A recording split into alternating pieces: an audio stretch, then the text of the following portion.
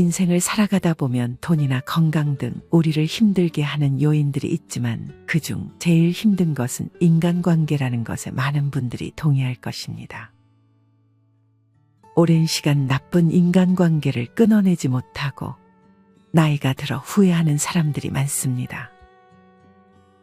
몇십 년이 지나고 나서야 이런 나쁜 인간관계에 해당하는 사람들을 상대할 필요가 없다는 걸 뒤늦게 깨닫게 됩니다. 특히나 장소와 사람에 따라 행동하는 교활한 사람, 혹은 만만하다 싶으면 교묘하게 괴롭히는 사람들에게 당한 것들을 억울하게 생각하는 분들도 많습니다. 이런 사람들은 친하다는 명목으로 나를 감정 쓰레기통처럼 사용하는 경우도 있고 시도 때도 없이 부정적인 얘기를 꺼내기도 합니다. 특히나 이렇게 부정적인 이야기를 많이 하는 사람과 같이 있으면 나까지 우울해지고 기운이 빠지는 경험을 하신 분들이 많을 것입니다. 또한 남을 까내려서 자기의 자존감을 높이려는 사람, 남을 잘 무시하는 사람은 경계하는 것이 좋습니다. 이렇게 도저히 잘 지낼 수 없고 사랑할 수 없는 사람이 세상에 존재합니다. 나쁜 관계를 끊어내는 것은 매우 중요합니다. 나쁜 관계 때문에 종종 우리는 좋은 관계를 놓치기도 합니다. 나쁜 관계에 해당하는 사람은 나를 자기에게 종속시키려 하기 위해 좋은 사람을 흉보고 나를 좋은 사람들과 떼어내려고 하기 때문입니다. 이렇게 나를 종속시키려 하는 사람은 교묘하게 내 심리를 이용해서 자기의 목표를 이루려 합니다. 우리는 이런 사람들의 의도를 파악하고 그에 맞게 대응해야 합니다. 그 전에 우리는 우리 자신이 왜 나쁜 관계를 끝내지 못하는지 그 이유를 먼저 알아야 합니다. 남을 아는 것도 중요하지만 그 전에 나를 아는 것이 매우 중요합니다. 첫 번째 이유는 매몰 비용의 오류 때문입니다. 매몰 비용의 오류는 사실 경제학에서 쓰이는 단어입니다. 매몰 비용의 오류란 현재 진행하고 있는 일을 계속할 경우 미래에 발생할 이득이 크지 않거나 오히려 손실이 발생할 것을 알고 있음에도 불구하고 과거에 투자한 비용이 아까워서 일을 중단하지 못하는 일련의 행동을 의미합니다. 이 말을 인간관계로 가져오면 내가 앞으로 이 친구를 만나도 별로 기쁠 것 같지 않지만 이제껏 이 친구와 보낸 시간이 아까워서 관계를 끊어내지 못하게 되는 것입니다. 대개 이런 오래된 관계를 끊지 못하는 이유가 여기에 있습니다. 이렇게 오래된 관계를 끊지 못하는 것은 사실 여러분의 잘못이 아니라 자연스러운 인간의 본성에 가깝습니다. 하지만 할 수 있다면 우리는 이 오류에서 벗어나야 합니다. 본성을 따라가는 것이 아니라 본성을 역행해야 합니다. 그래야 우리는 미래에 더 행복하고 자유로운 삶을 살 수 있게 됩니다. 두 번째 이유는 자존감이 낮기 때문입니다. 자존감이 낮은 사람들은 특히나 나쁜 인간관계에 끌려다니게 될 가능성이 높아집니다. 자신이 자신을 별로라고 생각하기 때문에 괜찮은 사람이 자신에게 다가올 이유가 없다고 지레 짐작하는 것입니다. 자존감이 낮은 사람들은 대부분 자기 주변에 나쁜 인간관계가 있다는 것을 인지하지만 이 관계마저 정리하게 되면 끝없이 자신을 낮추며 혼자 남겨졌을 때 큰 두려움을 마주하게 됩니다. 이렇게 혼자 남겨지게 되는 두려움으로 나쁜 인간관계를 끊어내지 못하게 되는 것입니다. 마지막 이유는 소시오패스의 특성을 잘 이해하지 못했기 때문입니다. 소시오패스는 자신의 목적 달성을 위해 수단과 방법을 가리지 않고 나쁜 짓을 저지르며 이에 대해 전혀 미안함이나 양심의 가책을 느끼지 않는 사람을 말합니다. 특히나 이 소시오패스의 특징 중에 하나는 교묘하게 다른 사람을 조종하고 기만한다는 것입니다. 나를 위하는 적 자신의 목표를 위해 나를 전략적으로 이용하려는 것입니다. 정말 잘못 걸리면 소시오패스의 의도를 파악하지 못하고 점점 이 사람을 믿게 되고 이 사람의 말을 따르게 되는 것입니다.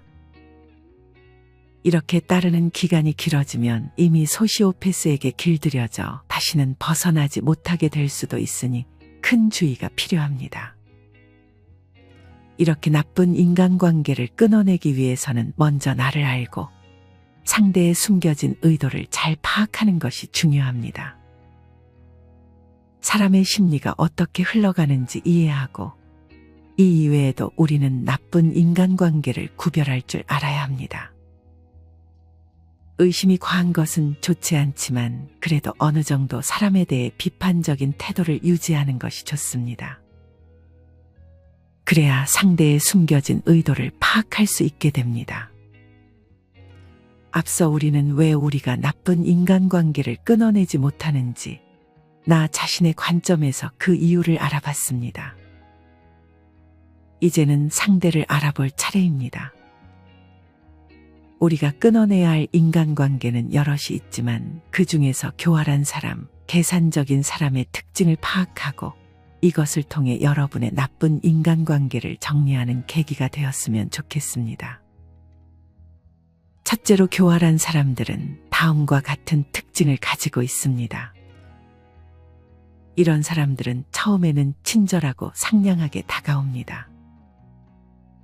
그러다 나도 호의를 보이면 그때부터 다른 사람의 이야기를 나쁘게 꾸며서 진짜인 척 뒷담화를 하기 시작하고 만약 자신에 대해 비판하거나 나쁘게 말했다는 얘기를 들으면 그 사람을 미워하기 시작합니다. 또한 다른 사람을 칭찬하는 것에는 인색하고 남을 깎아내리는 것을 좋아합니다. 특히나 직장에서도 이런 사람이 한 명쯤은 존재합니다. 처음에는 착한 척, 잘해주는 척 하다가 본색을 드러냅니다. 흔히 간을 본다고도 합니다. 한 사람 한 사람 다 찔러보고 만만한 사람에게는 함부로 하고 자기보다 세 보이면 친한 척하는 것입니다. 일도 편한 것만 하려 하고 쉬운 일은 열심히 하는 척하곤 합니다. 이렇게 교활하고 야가 빠진 사람들은 질투 또한 많습니다. 이런 질투를 잘 컨트롤하지 못하기 때문에 상대를 무너뜨리려고 교활한 수법을 쓰게 되는 것입니다. 이게 끝이 아닙니다. 교활한 사람들은 잘못을 했을 때 사과를 안 하고 변명하기 바쁩니다. 어떻게든 자기 잘못에서 벗어나기 위해 노력합니다. 교활한 사람들은 한치 흐트러짐 없이 자신이 정한 목적을 향해 나아갑니다. 상대방이 눈치채지 못하게 방법을 바꿔가면서 속입니다. 시간이 점점 흐르면서 목적이 드러납니다.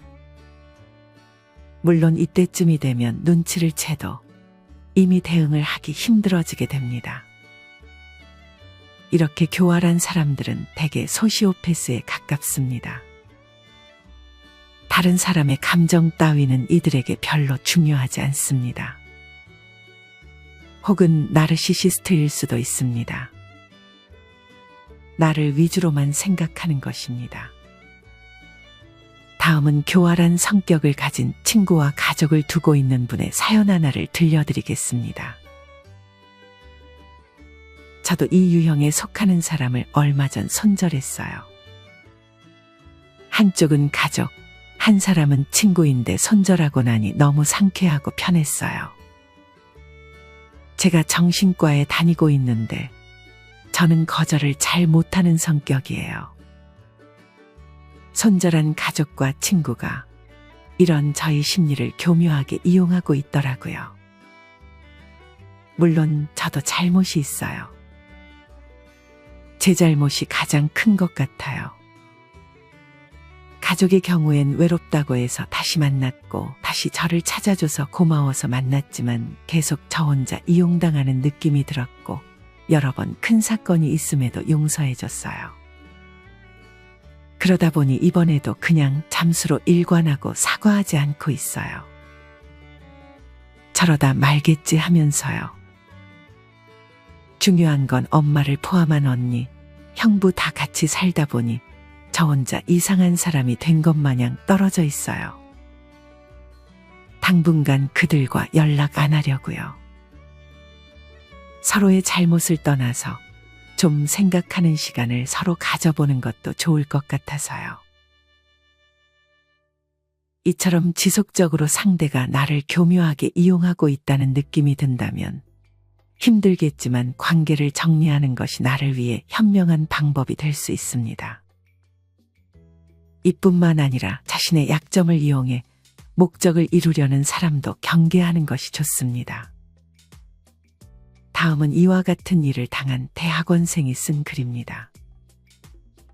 대학원 수업을 듣는데 몇 번 안 본 아주머니 학생이 자긴 영어를 잘 못하니까 자기 과제를 대신 해와달라고 웃으면서 부탁하는데 자신이 부족하니 내가 도와주는 게 당연한 거라고 생각하는 것 같던 모습이 아직도 안 잊혀집니다. 그 후로 자신의 약함을 무기로 사용하는 사람들이 너무 싫어졌습니다. 이렇게 자신의 약점으로 누군가에게 동정심을 자극하는 것도 교활한 사람들이 자주 이용하는 방법이니 주의하는 것이 좋습니다. 사실 누구나 이런 교활한 성격을 가지고는 있습니다. 단지 이것을 밖으로 표출하느냐, 속으로만 생각하느냐의 차이입니다. 종종 상황에 따라서는 이런 특성들이 불쑥불쑥 발현되기도 합니다. 나는 전혀 교활한 성격이라고 생각하지 않지만 주변에서는 나에게 교활한 면이 있다는 말을 들으면 적잖은 충격을 받기도 합니다. 이렇게 누구나 특정 상황에서는 잔꾀를 부리고 싶어 합니다. 하지만 여기서 주의해야 할 것은 이 잔꾀를 남을 기만하고 착취하는 데 사용하지 않는 것입니다. 반대로 잔꾀를 누군가를 기만하고 착취하는 데 사용하는 사람들은 반드시 경계해야 합니다. 이런 사람들은 상당히 교묘하게 행동하기 때문에 잘 구분하기 힘들 수 있습니다. 영화나 드라마를 볼 때 교활한 역을 맡은 연기자의 말이나 행동을 보면서 우리는 힌트를 얻을 수 있습니다. 보통 드라마에서 보여지는 교활한 사람은 자신의 목적을 위해서라면 치밀함은 물론 뛰어난 인내력에 혀를 내두를 정도입니다. 또한 교활한 사람들은 일관된 목표가 있고 그것을 이루기 위해 정말 부단히 꾸준하게 노력합니다. 이런 사람들을 구별하려면 상대가 잘못을 저질렀을 때 사과를 하는지 변명을 하는지 파악하는 것이 좋습니다. 만약 변명을 한다면 왜 저런 변명을 하는지 생각해보고 무엇을 얻고자 그런 변명을 하는 건지 파악하는 연습이 필요합니다. 이렇게 나와 상대에 대해 조금씩 파악하려는 연습을 하게 된다면 교활한 사람들의 교묘한 수법에 당하지 않게 될 것입니다. 나쁜 인간관계에 해당하는 두 번째는 계산적인 사람입니다. 사실 모든 사람이 계산적인 성격을 가지고 있습니다. 누구나 손해를 보고 싶지 않다는 마음을 갖는 것은 자연스러운 마음입니다. 법륜 스님 또한 계산할 줄 아는 것이 좋다고 말했습니다. 어쩌면 이만큼 줬으니 이만큼 받고 싶다는 생각이 드는 것도 이해가 가는 부분입니다. 이처럼 우리는 계산적으로 생각해야 할 때는 계산적일 필요가 있습니다. 하지만 시도 때도 없이 모든 것을 계산하면서 사는 것은 별로 좋지 않습니다. 내가 누군가에게 하나를 줬다고 해서 바로 하나를 받아야 한다고 생각하는 사람들이 있습니다. 받은 사람은 바로 곧장 그 하나를 주지 않을 수도 있고 뒤늦게 줄 수도 있고 끝까지 안 줄 수도 있습니다. 하지만 계산적인 사람들은 지금 당장 눈앞에 계산에 눈이 멀어 바로 상대에게 실망하고 배신당했다고 생각하는 것입니다. 이런 사람들은 손해를 보는 것에 굉장히 민감합니다. 내가 받은 것보다 조금이라도 더 주는 것을 경계하고 내가 준 것보다 받은 것이 적다면 상대를 미워하게 되는 것입니다. 이렇게 내가 무언가를 주었을 때 자기도 무언가를 받기를 시도 때도 없이 바라는 사람을 상대하기란 여간 까다로운 것이 아닙니다. 내가 줬으니 상대도 무언가 주겠지 하는 마음은 기대로 이어질 수 있고, 만약 상대의 보답이 없다면 기대는 실망으로, 실망은 또 미움으로 바뀌게 되는 것입니다. 이렇게 모든 상황을 계산해서 준 만큼 돌려받길 바라고 받은 만큼만 주려고 하는 것은 좋은 모습이 아닙니다. 이럴 거면 차라리 주지도 받지도 않는 것이 좋습니다. 무언가를 줄 때는 주는 것으로 끝내는 것이 현명합니다. 내가 좋아서 주었으니 받아야 한다는 계산은 하지 않는 것입니다. 계산하게 될 것 같으면 그냥 주지 않는 것이 낫습니다. 주는 행동은 남을 위한 행동이 아니라 나를 위해 주는 것이기 때문입니다. 이런 계산적인 사람 중에는 자신이 무언가를 받고 싶어서 무언가를 주는 경우도 있습니다. 사실 이런 사람은 계산적인 성격이라기보다는 마음의 결핍과 외로움이 큰 경우일 수 있습니다. 이 경우는 계산적인 사람과 잘 구별해 주는 것이 좋습니다. 사실 모든 사람이 받는 것을 좋아하는 것도 아닙니다. 상대는 원하지도 않는데 내가 배려한답시고 무언가를 준다면 인간관계에서 결국 힘들어집니다. 배려도 지나치지 않게 적당한 거리를 두고 인정받으려 하지 않고 감정을 분리한다면 관계는 자유로워집니다. 쉬운 것은 아니지만 그렇다고 어려운 것도 아닙니다. 의지가 있고 용기가 있으면 충분히 가능합니다. 우리가 상대에게 베풀 때 당장 그 상대에게 무언가를 받지 못할지언정 돌고 돌아 어디선가 내가 주지도 않았는데 내게 큰 복으로 돌아올 수 있습니다. 하나를 건네면 좋은 것 두 개가 올 수도 있는 것입니다. 그러니 앞서 얘기했듯 줄 때는 주는 것으로 끝내는 것이 좋습니다. 손해보면서 살라는 말이 아닙니다. 하지만 인생을 살면서 아예 손해를 보지 않는 경우는 없습니다. 그러니 계산할 때는 계산하되 모든 경우에서 계산적인 사람이 되지 않는 것이 중요합니다. 좋은 인간관계라고 해도 모든 관계에는 적당한 거리가 필요합니다. 고슴도치의 딜레마라는 말을 들어보셨을 것입니다. 독일의 철학자 쇼펜하우어가 1851년에 발표한 저서에 고슴도치 우화가 등장한 것이 이 용어의 기원입니다. 추운 겨울 어느 날 서로의 온기를 위해 몇 마리의 고슴도치가 모여 있었습니다. 하지만 고슴도치들이 모일수록 그들의 바늘이 서로를 찌르기 시작하였고 그들은 떨어질 필요가 있었습니다. 하지만 추위는 고슴도치들을 다시 모이게끔 하였고 다시 같은 일이 반복되기 시작했습니다. 많은 수의 모임과 헤어짐을 반복한 고슴도치들은 다른 고슴도치와 최소한의 간격을 두는 것이 최고의 수단이라는 것을 발견했습니다. 이것을 인간관계로 가져오면 서로의 친밀함을 원하지만 동시에 적정한 거리를 두고 싶어하는 두 가지 모순된 욕망이 공존하는 심리 상태를 의미하는 것입니다.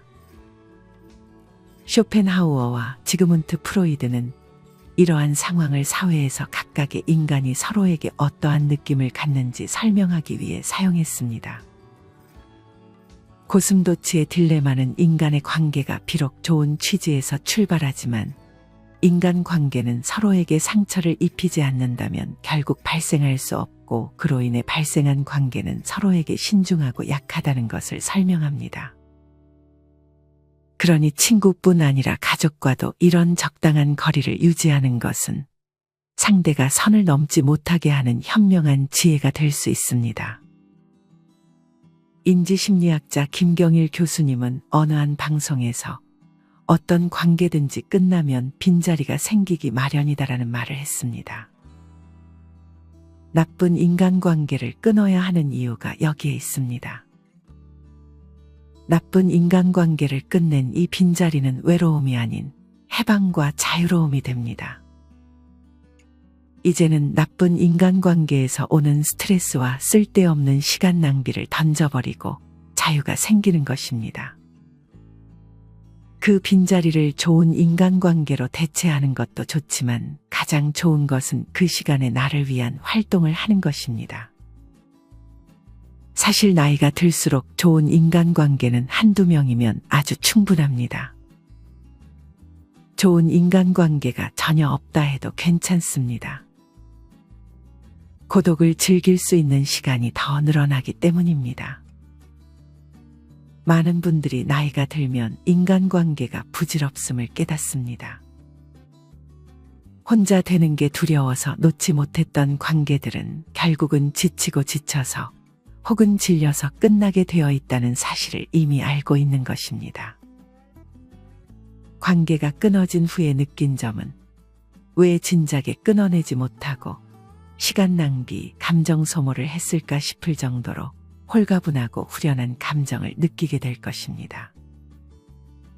한번 끊어낸 경험을 하게 되면 그 이후에는 아니다 판단되는 관계는 칼같이 끊어낼 수 있는 능력이 생기게 됩니다. 이처럼 나쁜 인간관계에서 얼른 벗어나 자기가 이제껏 생각만 하고 아직 해보지 못했던 경험들을 얼른 하시길 바랍니다. 취미가 될 수도 있고 여행이 될 수도 있습니다. 인생은 꽤 빠르게 흘러갑니다. 나중에 하게 되면 정말 나중이 되었을 때 후회만 가득한 여생을 보내게 될 수도 있습니다. 오늘은 나쁜 인간관계를 주제로 내가 나쁜 관계를 왜 정리하지 못하는지, 나쁜 인간관계에 속하는 사람들은 어떤 특징이 있는지, 그에 따른 대처법은 무엇인지에 대해 이야기를 드렸습니다. 나쁜 관계를 정리하기 위해 내 내면의 심리를 이해하고 교활한 사람, 계산적인 사람의 숨겨진 의도를 파악하여 내 주변의 나쁜 인간관계를 정리한다면 그 빈자리는 좋은 인간관계 혹은 나만의 자유로운 시간으로 대체될 것입니다. 오늘의 영상 내용을 여러 번 보신다면 여러분들이 더 나은 여생을 보낼 수 있을 것이라 확신합니다. 이상으로 오늘의 영상을 마치겠습니다. 우리 모든 구독자분들의 행복한 노후를 응원합니다. 다음에 더 좋은 내용으로 찾아뵙겠습니다. 감사합니다.